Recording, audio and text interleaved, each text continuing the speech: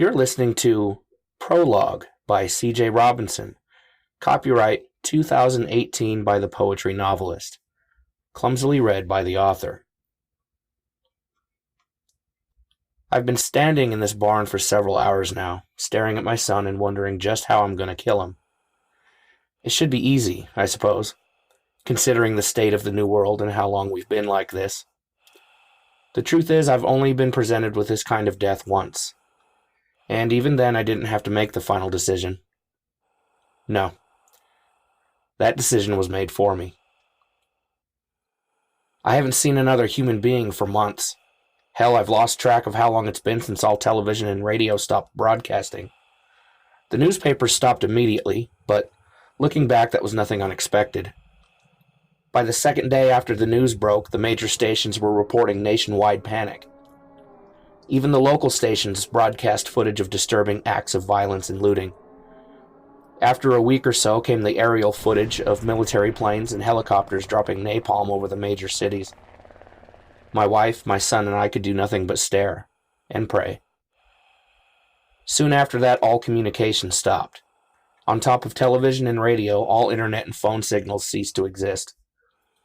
We could no longer reach our loved ones, not even those one city away. In a world of billions, we now stood alone. We boarded up and barricaded all the windows and doors on the first level of our home.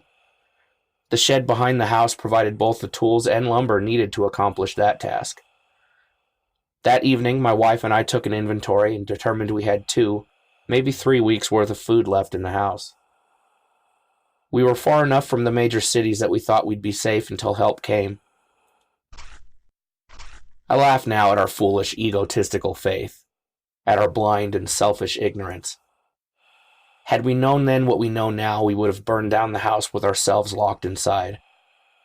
There is no help. There are no legions of officers and armed guards rushing in to save any of us. The news programs didn't show the half of it. The truth is far sicker than any of us could have possibly imagined.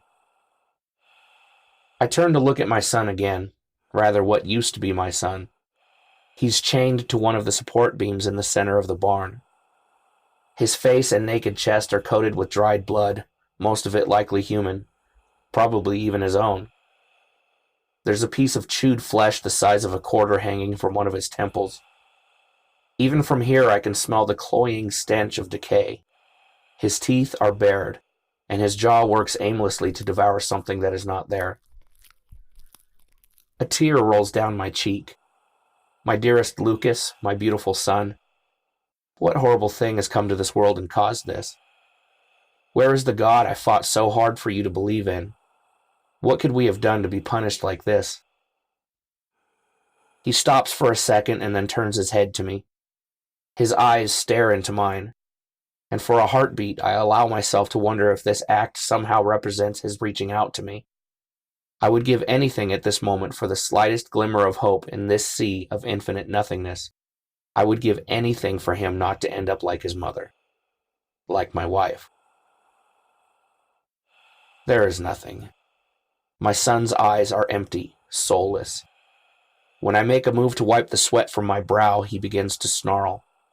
His jaws repeatedly snapping shut with such force that I can hear his teeth striking together from across the barn. With that, all hope leaves me. My name is Edgar Payne, and God help me because I do not know what I'm supposed to do.